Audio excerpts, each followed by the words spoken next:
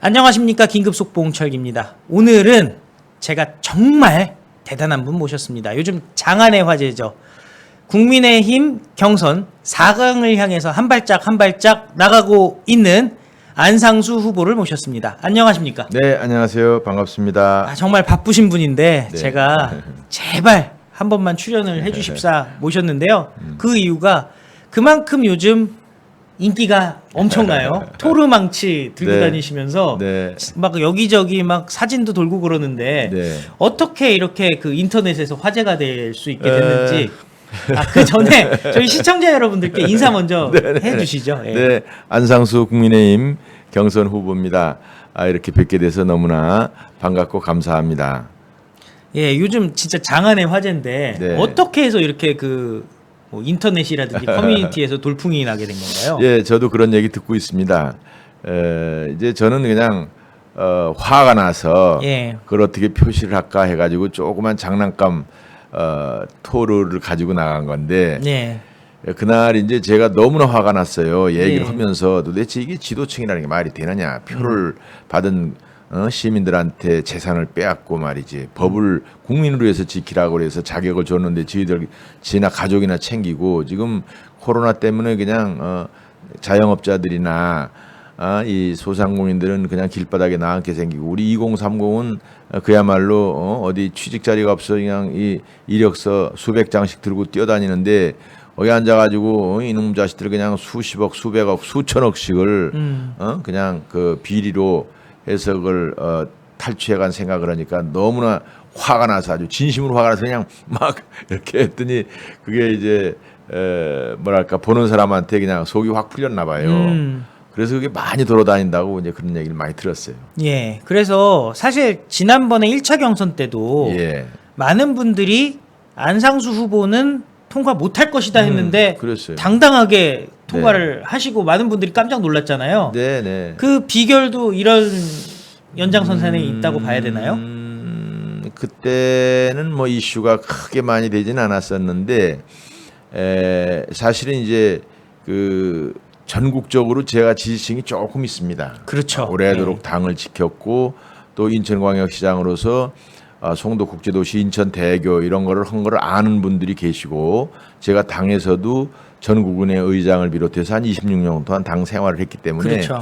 아는 분들이 있어 잔잔하게 지지층이 있는데 여론조사라는 게 뭐 아주 100% 여론보다는 그냥 전화 받는 사람들의 의견이다 보니까 이제 그런 것들이 이제 잘 8강 안에 들어가는 조사가 별로 없었는데 지금 이제 정식으로 여론조사를 하면은 전화로 해가지고 아주 상당히 그 대표성 있는 그러한 그 선거인단을 통해서 하나 봐요. 그래서 지난번에도 뭐 8강이지만 7등 했다는 얘기도 있고. 예. 뭐 그거야 뭐 이제 선관위에서 공개하면 안 된다고 했으니까 뭐 명확히 얘기는 못하지만. 그렇습니다. 그래서 이번에도 뭐 조사상으로는 뭐 조금 멀은 거로 돼 있는데 저희들이 이렇게 여러 가지 봐서는 뭐 4강에 들어갈 가능성이 있다 이렇게 보고 또 특히 요번에는 대의원 선거가 30%입니다. 그렇죠. 대의원. 그래서 대의원은 뭐냐면 당비를 내는 우리 국민의힘의 진성당원을 말씀을 드리는 건데 이제 그분들이 아무래도 우리 당의 모양을 생각을 하지 않을까 이런 생각에서 그 무슨 얘기냐 하면 지금 뭐 사실 법조인들이 국민들한테 좀 여러 가지 비판을 받고 있는 상황인데 뭐 정치권이 다 그렇지만 현재 법조인들이 많아요. 네. 특히 우리 당에 법조인들이 많은데 제가 그래도 CEO 경제 전문가로서 그렇죠. 구색을 갖춰줘야 나중에 흥행이 된다. 우리가 4강에 가서도 그런 얘기와 함께 또 제가 이 조종을 잘하는 그런 그 재주가 있습니다. 조종이요? 그러니까 조율. 나 우리 제가 이제 2012년에 예. 그때도 이제 박근혜 대통령하고 김문수 지사하고 또 저하고 최종 경선 후보로 나간 적이 있었어요. 그렇죠. 예. 그런데 그때도 뭐 양측에서 굉장히 갈등이 심했었는데 제가 그 부분을 잘 조율을 해서 3, 4일 동안 중지된 경선을 진행을 하고 박근혜 대통령이 후보로 옹립이 돼서 결국은 우리가 본선도 이겼습니다만 저는 이제 마음을 비우고 사는 사람이라 뭐 그렇게 그냥 치열하게 우리 같은 편끼리 할 때는 그렇게 하지 않고 양보를 하기 때문에 저 같은 사람이 4강에 들어가야 우리 그 경선을 축제화할 수 있다. 얘기를 했는데 그게 설득력이 일시 돌아다닌다고 그래요. 그렇죠. 왜냐하면은 지금 중요한 게 경선은 치열하게 했지만 그 후에 네. 원팀이 돼야 되잖아요. 그렇습니다. 그거를 할 수 있는 사람이 사실 많지가 않고 그렇습니다. 여러분들이 그냥 겉으로 보기에는 완전 청년 같으시지만은 사실 저한테는 삼촌뻘이시고 그렇습니다. 사실 국민의힘에서도 현역으로 있는 사람들 중에서는 최고참이라고 봐야 그렇다고 되겠죠. 봐야죠. 예. 소위 중진이라고 그러는데 이제 아무래도 여러 이제 경험도 좀 많은 거죠, 당연히. 아니 그 인천시장 그게 아무나 예. 하는 겁니까? 인천광역시장 8년을 하고 인천광역시가 이제 지금 요즘 성남시 그러니까 뭐 비슷한지 아는데 그게 아니라 인천광역시는 이제 그 도 레벨이죠. 그렇죠. 광역자치단체. 광역자치단체. 그리고 이 성남시는 예를 들어서 뭐 용산구나 어디 뭐 종로구나 이런 예. 데랑 같은 기초단체인데 아무튼 저는 300만 인천광역시장을 8년을 했고 또 국회의원을 3번을 하고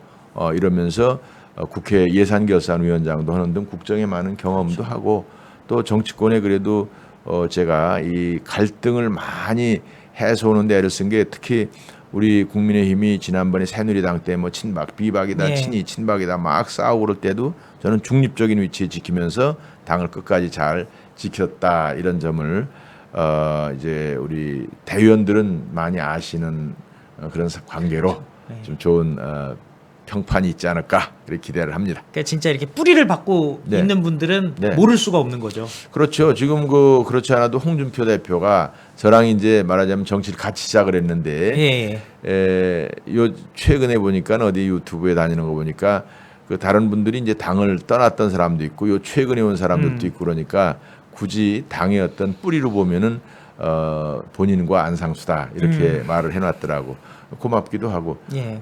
그렇습니다. 예. 그런데 지금 사실은 과거를 보면 미래를 잘 볼 수가 있는데 조율 능력도 말씀하셨지만은 보통 지방자치단체장 하면서 뭐 광역자치단체장 하면서 성과가 없는 경우가 많잖아요. 아이 그럼요. 근데 이제 그냥 뭐 정치 커리어로 이렇게 지나가는 자리로 하고 그러는데 맞습니다. 안상수 후보께서는 사실은 인천시장 하면서 성과가 명확하죠. 아 그럼요.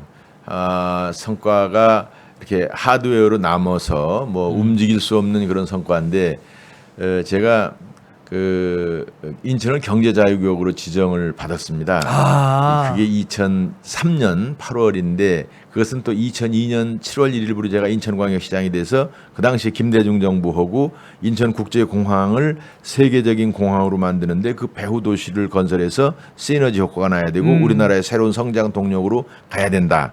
그래서 우리 경제자유구역법을 만들었는데 그 다음 해에 이제 그 노무현 대통령이 취임을 해요. 그래서 노무현 대통령을 설득을 시켜서 인천의 송도, 영종도, 청라지구 약 6,400만 평을 경제자유구역으로 지정을 받습니다. 참고로 성남이 30평이라고 그러면 한 210배쯤 되는 땅을 도시로 건설하는 것을 제가 법으로 만들어서 기획을 하고 로드맵을 만드는 거죠.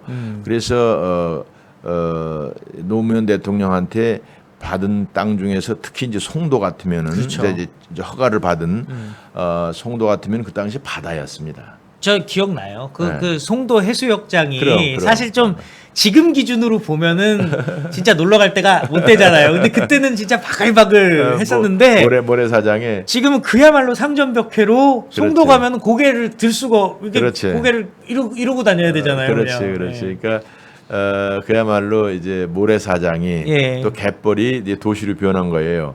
그게 이제 전체는 1,600만 평인데 지금 조성된 게 한 1,200만 평이라 그러면 여의도에 지금 그게 한 10배가 넘는 걸로 보면 됩니다. 여의도가 100만 평이라고 100만 보통 얘기를 평이니까. 하죠. 예. 그리고 맨하탄이 1,800만 평이라는 거니까 예. 맨하탄의 한 70% 되니까 어마어마한 엄청난 땅이죠. 거네요. 예, 그래서 거기다가 이제 그 바다를 매립했기 때문에 사실은 그 조성 가격이 굉장히 싸잖아요. 예.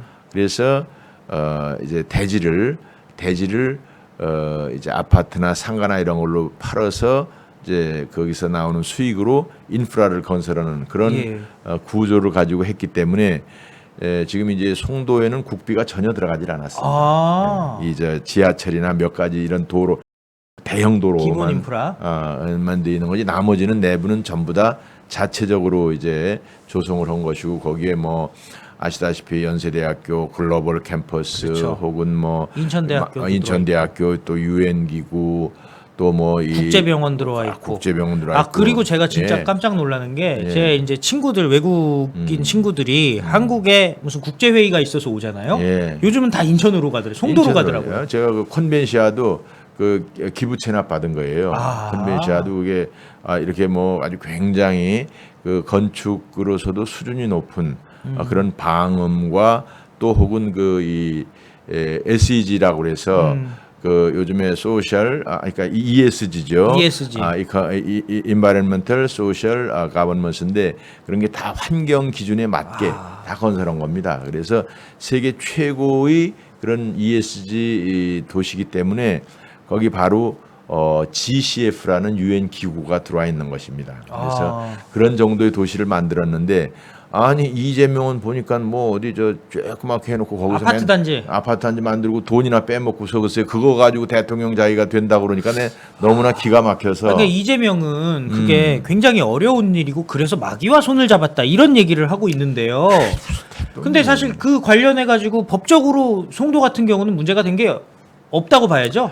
우리는 이제 송도를 건설할 때 끝나고 나서 아닌 게 아니라 그런 뭐 우리가 검찰 조사를 많이 받았어요. 음해들 들어오고 그래서 송영길 시장이 또 정식으로 고발도 그래서 감사원이나 검찰소에 1년 반이나 받았는데 완전히 아무것도 없는 걸로 수백 명을 소환해서 조사하고 그랬는데 왜냐하면 공사판이 수백 조니까 뭔가 떡고물이 떨어지지 있을 않았느냐 것이다. 이렇게 본 건데 이제 그건 전혀 아니었고 그래서 지금이 제가 있는 거죠. 그런데 그 무슨 이재명은 무슨 그 마귀와 손잡는다는 게 말이 안 되고 지가 마귀야. 본인이 마귀. 본인이 마귀야 내가 보기에. 본인이 마귀지.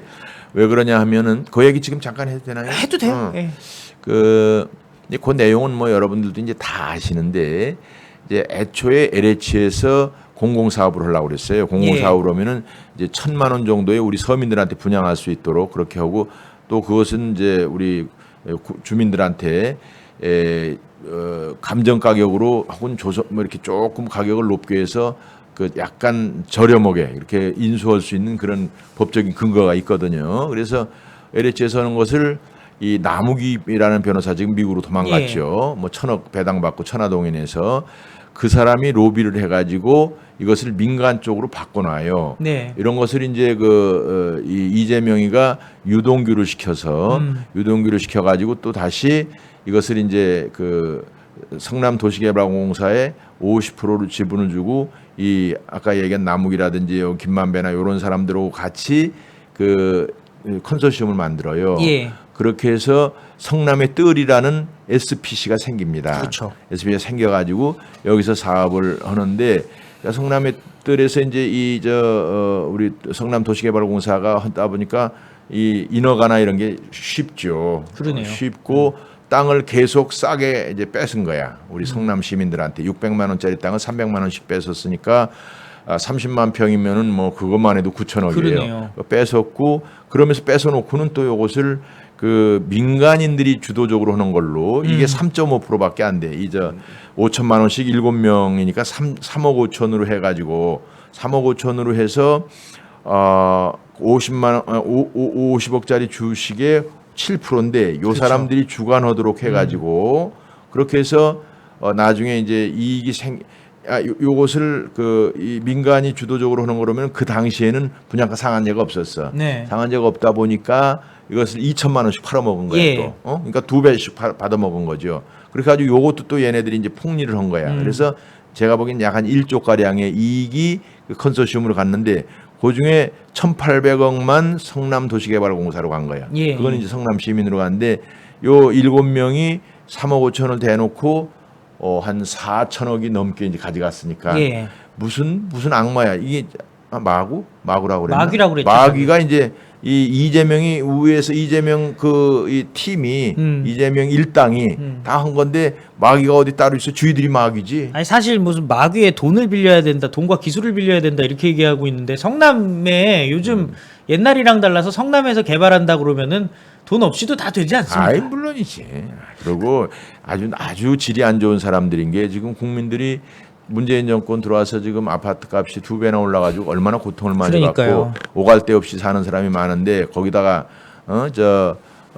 국민들이 표로 당선된 사람들이 그런 도둑질이나 하고 앉아. 그런데 그게 경기도가 지금 투기판이더라고. 가만히 그러니까요. 보니까. 경기도가 무슨 옹벽동인가 뭐 그런 데도 거기도 있고. 성남이에요. 거기도 백현동인가 성남. 그래요. 거기. 그렇지. 또 요거보다 바로 직전에 뭐 어디 한 데도 있죠. 그래서 하여간 미래 신도시도 문제가 미래도 있고. 그렇고. 예. 그러니까 이게 다 그 사람들이 연결이 돼 있다는 거예요. 연결이 돼 있다는 거고, 심지어는 내가 요전에 어디 제보 받은 것은 송영길 그 민주당 대표가 관련돼 있는 그런 데도 있다는 거예요. 그런 그래서 카더라가 일단은 카더라가 아직은 있다는 확인된 건 아니고. 확인된 건 아닌데 예. 하여간 그런 제보가 예. 들어와서 내가 한번 얘기했는데 그것도 뭐 본인들이 조사해 보면 되지. 아니 그리고 그러니까 또 송영길도 옛날에 죄 없는 안상수 시장 관련해 가지고 뭐 가진 음해들을 했던 거 아닙니까? 그렇습니다. 예. 그렇습니다. 그런데 하여간 그래서 내 얘기는 이 부동산 투기라는 것은 범죄입니다. 범죄. 예. 이게 그냥 돈 버는 게 아니고 왜냐하면 이 일반적인 제품이라는 것은 제작을 해서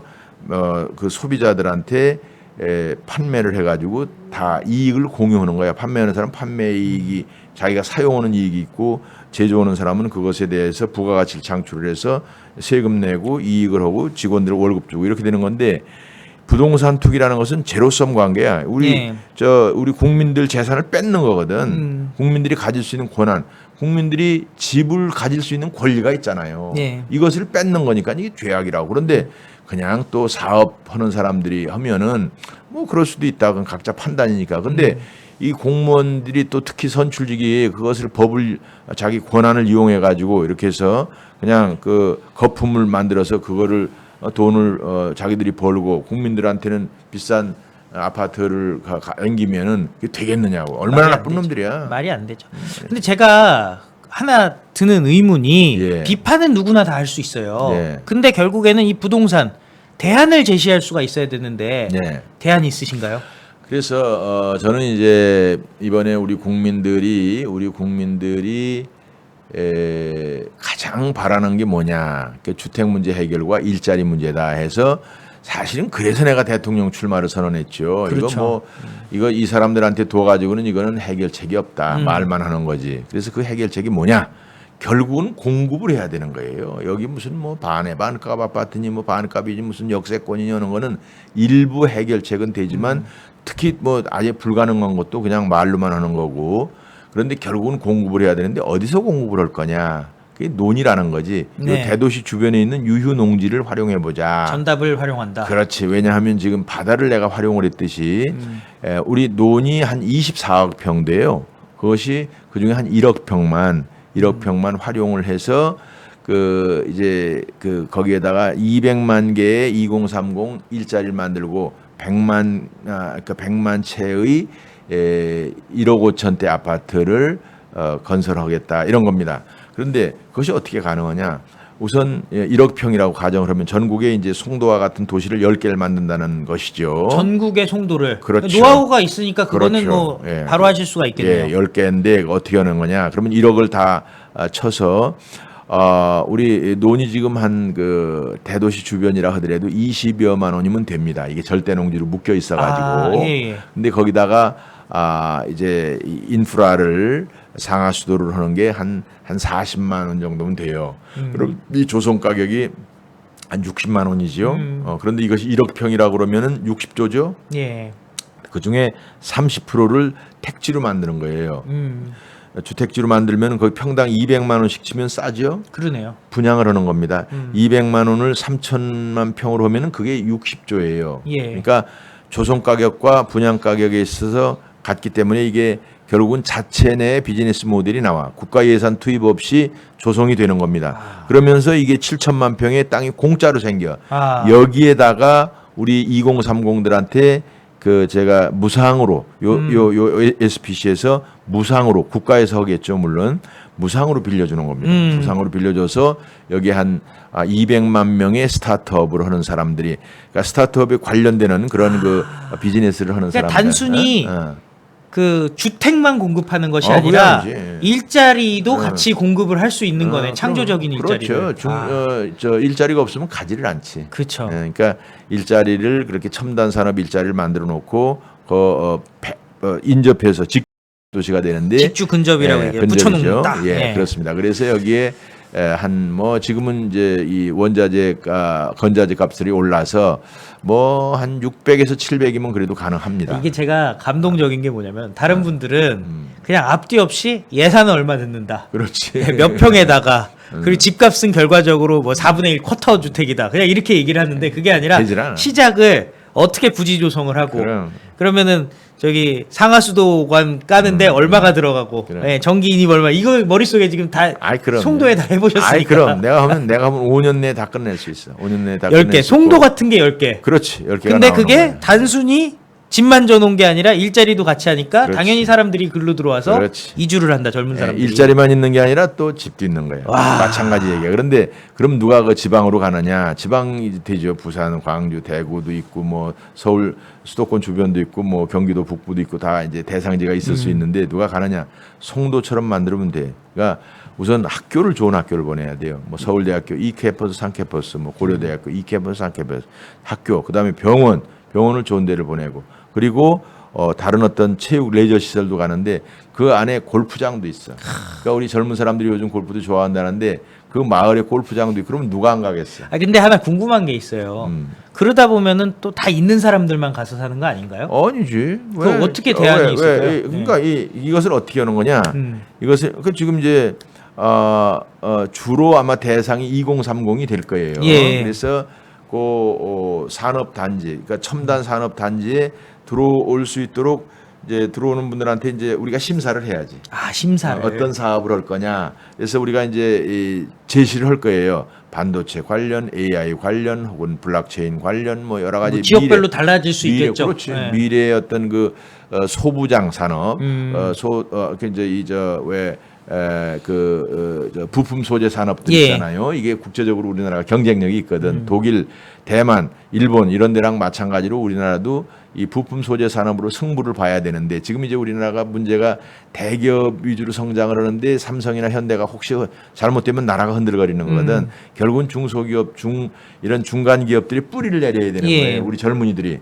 그래서 그런 사람들이 거기서 비즈니스하고 잡을 가지면서 결국은 그 도시에 들어가는 건데 아무래도 그 도시에 가는 사람들한테 분양의 우선권을 줘야지. 근데 그거는 무슨 말씀인지 알겠어요. 근데 보통 보면은 그렇게 해서 만들어 놓으면은 잘 만들었는데 사실 인천이 옛날에 강성 노동운동 하던 사람들이 인천으로 다 몰려들었었잖아요. 그렇었죠. 뭐 송영길도 그렇고 노회찬도 그렇고 맞아.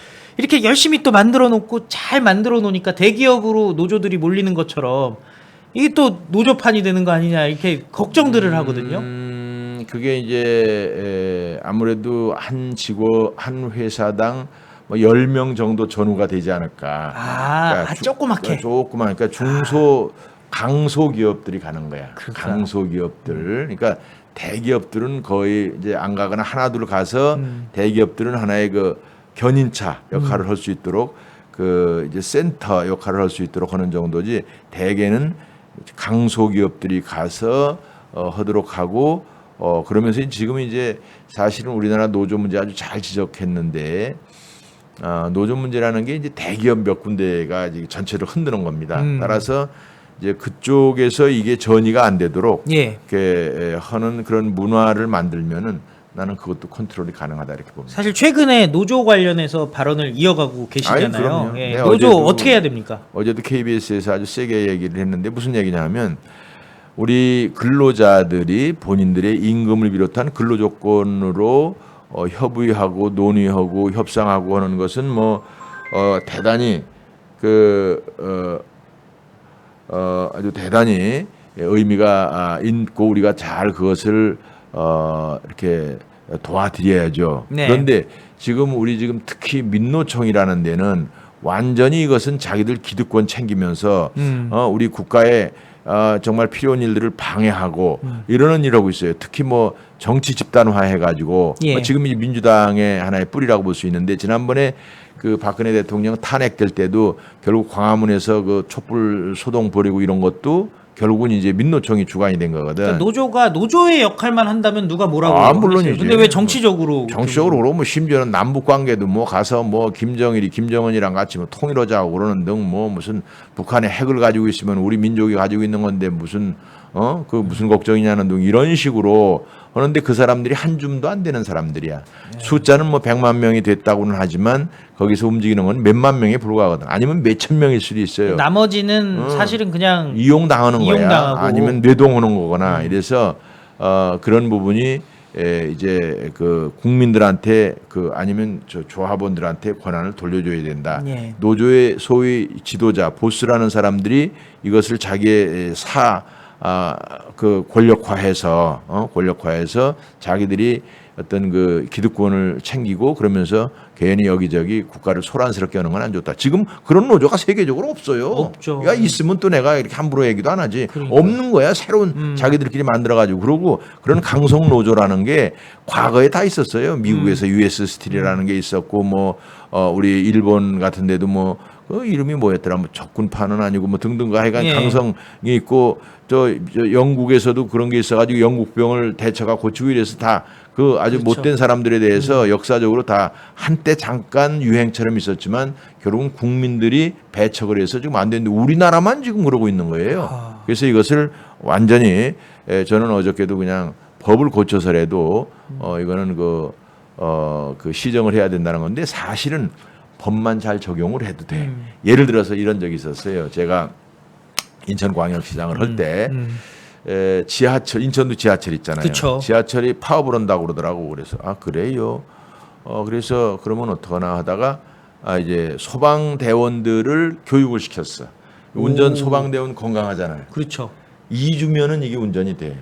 이게 그렇게 자동화가 돼 있으니까 그렇게 그렇지. 어렵지가 않구나. 그렇지. 예. 그러니까 뭐 물론 뭐 그분들이 정비를 한다던가 뭐 이런 거를 다 해서 그 소방대원을 대체 투입시키니까 한 2개월이 별 문제 없이 갔단 말이에요. 별도의 자격증이나 이런 건 필요 없나 보죠? 뭐 일단 그거는 뭐 임시로 뭐 네. 시장이 자격을 주는 거지. 그래서 그러고 이제 굉장히 조심하고 이제 이렇게 해서 하니까 그쪽에서 노조 측에서 나한테 오히려 거꾸로 연락이 왔어.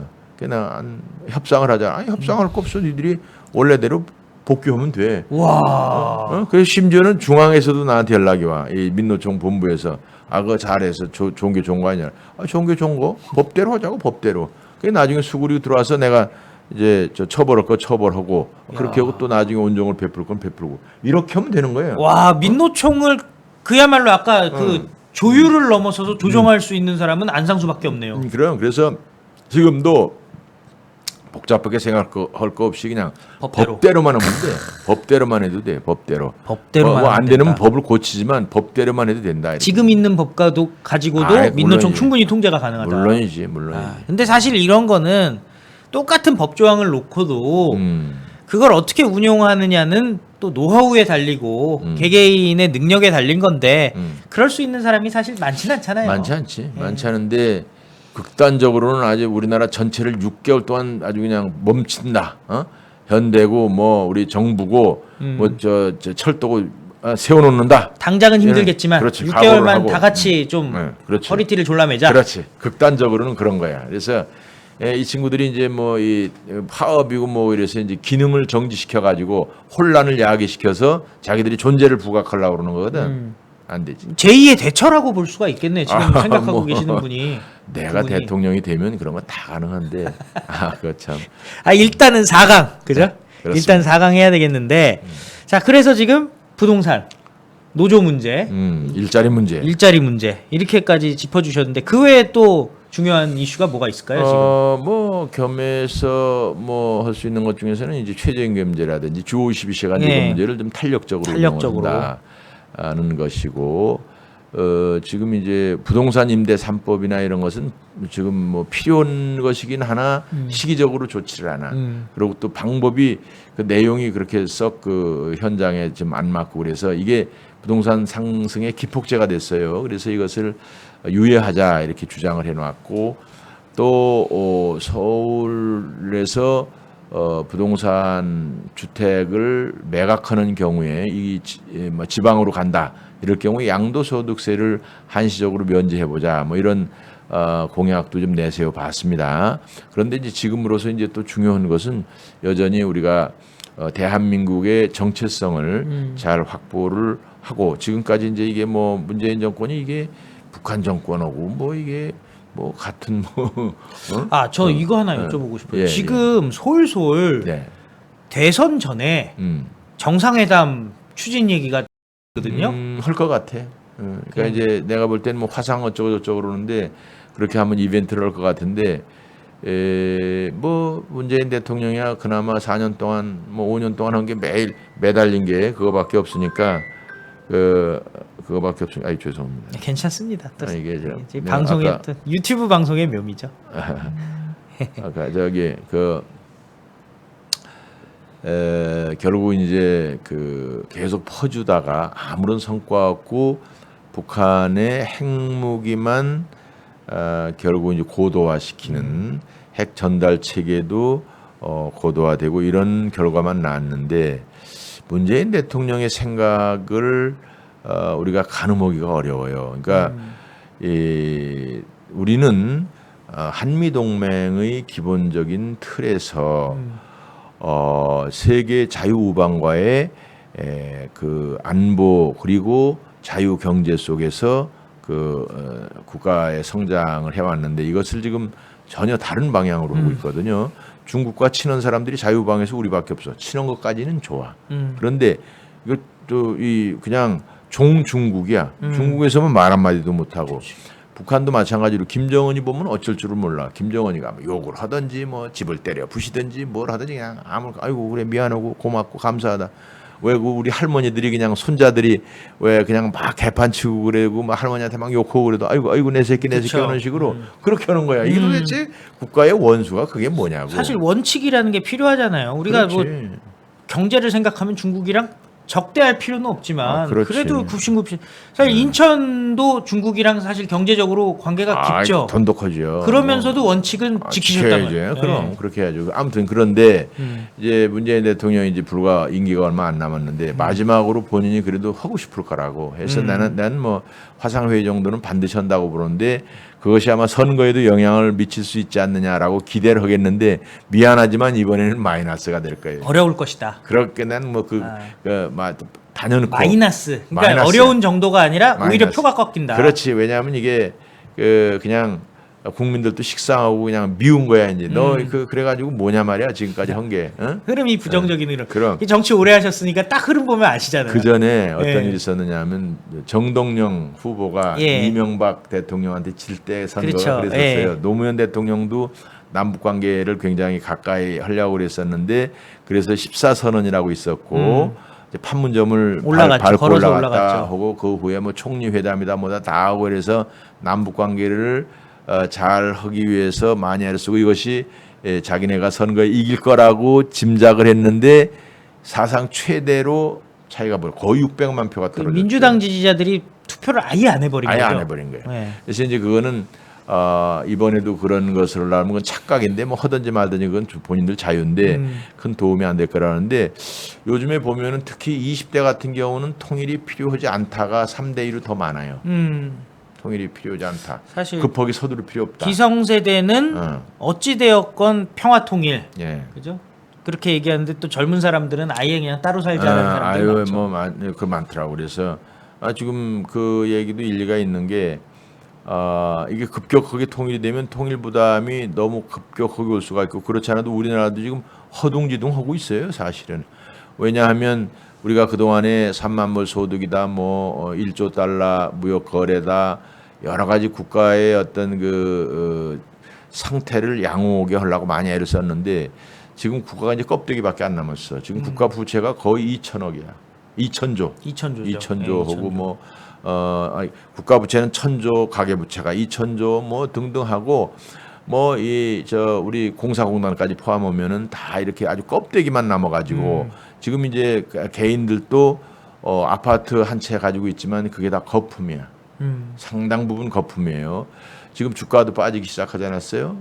내가 볼 땐 주가도 상당히 많이 빠질 거예요. 사실은 내가 경제 전문가로서 제일 그래도 많이 그동안에도 관심 가지고 지켜본 것이 이제 금융 쪽이거든요. 금융. 예. 제가 80년대 초반에 증권 금융 쪽에 있었고 그 후에 뭐 벤처 혹은 선물 퓨처즈 비즈니스라고 그래서 그런 부분도 있고 이렇게 첨단 산업 쪽에 있는 금융 분야에 근무도 하고 거기 소양이 깊은 편인데 지금에 있어서는 아마 주가가 하향으로 될 수밖에 없다.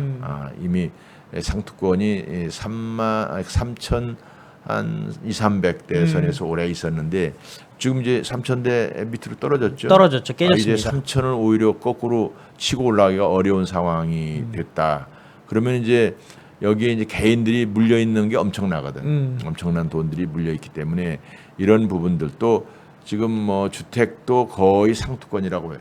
오버밸류 돼 있지. 상투뿐 아니라 이 부분들이 정상화되는 과정에서 이게 굉장히 힘들죠. 이게 다운사이징 하는 게 네. 적응하기가 그동안은 이제 인플레이 경제 비슷하게 돼 있었는데 이제는 디플레이션을 포함해서 이 다운사이징을 할 때 이 적응하기가 국가적으로나 뭐 기업이나 개인이나 경제 주체들이 대단히 어려울 텐데 막 그러한 점들이 사실 예상보다 오히려 늦었다 볼 수 있는데 그것은 이제 코로나 때문에 우리가 국가에서 돈을 풀기 때문에 이게 일종의 그냥 일종의 착시 현상 네. 비슷하게 돼 있는 건데 이제 저희 문재인 대통령이 바뀌면은 좀 나을 수 있을 것 같긴 한데 그때까지도 걱정이야. 걱정이야. 참 나라 걱정에 잠을 못 이루시는데 그러기 위해서 이렇게 참 편하게 지내셔도 되는데 대통령 선거 이렇게 네네. 나오신 거 아닙니까? 근데 자 마지막으로 저희 시청자 여러분들께 4강 관련해서 좀 한 말씀 부탁드립니다.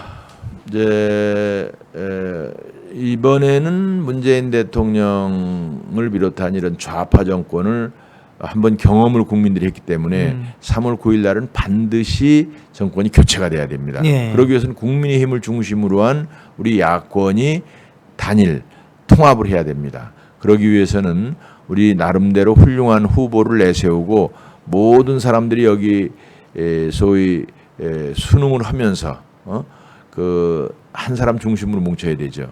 저 안상수는 뭐 욕심을 버리고 오로지 국가를 위해서 이번에 정권 교체를 해야 된다라는 신념으로 이 자리에 쓴 것입니다. 그래서 특히 국민의힘이 계속 우리 국민들이 주목을 받기 위해서 법조인 중심의 당 모양을 CEO 출신 안상수가 갖추어서 어떤 환상의 4강이 되도록 하고 제가 되면 좋겠지만 안 되더라도 당선이 되는 후보를 위해서 전체를 다 조정하고 또 제가 가지고 있는 공약이 유일합니다. 우리 국민들한테 주택과 일자리 문제를 해결할 수 있는 유일한 건데 그것도 같이 할 용의가 있다 이런 말씀을 드리면서 오늘은 마침 때가 때니만큼 그렇게 이번에 혹시 여론조사를 하시거나 아니면 특히 우리 국민의힘의 대의원 되시는 분은 예. 안상수를 선택하면은 그것이 바로 이번에 좋은 미래를 약속하는 거다. 그렇죠. 이렇게 생각을 하시고 좀 깊이 생각하시는데 오늘이 마침 대의원 투표하는 날이고 내일까지 여론조사가 있으니까 계속 스마트폰 잘 봐주시기 바라고. 이거 정말 중요해요. 왜냐면은 보통 캠프에서 무슨 네. 분과를 나눠 놓으면은 일자리랑 부동산이 따로 가요. 그렇지. 그럴 수밖에 없어요. 근데 그거를 하나로 이렇게 처음부터 얘기할 수 있는 거는 사실 그 후보의 경쟁력과 비전이 없으면 할 수가 그럼 없는 거예요. 후보. 그러니까 이제 혹자들은 그냥 우리 사람들 잘 써서 하면 되지 그러지만 결국은 보스 리더, 리더가 얼마나 많은 지식과 경륜과 노하우가 있느냐에 따라서 이게 성공 여부가 되는 것이지 자기는 지도자라고 있고 뭐 사람들 잘 써가지고 한다면 그 어느 때 어떻게 갈지를 잘 모르는 거예요. 그래서 조화를 잘 이뤄야죠. 예.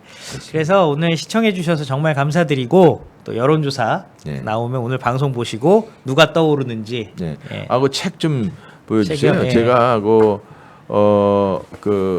지난번에 책을 좀 썼어요. Is the economy stupid? 여기 이제 클린턴 대통령이 1992년에 당선될 때 쓴 말인데 지금도 사실은 경제가 중요한데 우리가 그 경제에 대해서 아직도 경제를 저같이 잘하는 사람한테 주목을 하셔야 되는데 엉뚱한 데 쳐다보시고 그러는데 그러니까 왜 그 일부 경제 전문가라고 뭐 이렇게 그 국책연구소에 앉아 있어 갖고는 실물 경제를 모르잖아요, 여러분들. 그렇다고 봐야지. 그 오래 있었던 것도 아니고 네네네네. 잠깐 있었는데 그 국책연구소 출신으로 정치했다고 해가지고 계속 경제 전문가 어제 토론에서도 계속 경제 전문가는 그쪽이라고 자꾸 얘기하더라고요. 근데 사실은 진짜로 금융업계 그렇습니다. 뭐 실물 경제 그리고 인천을 경영을 하면서 그래요. 진짜 경제를 하신 분이니까요. 진짜 경제 전문가가 누군지 여러분 판단해 주세요. 실물 경제가 중요하죠. 그죠. 일단은 네 감사합니다. 네, 감사합니다. 자, 해서 오늘 전화 오면은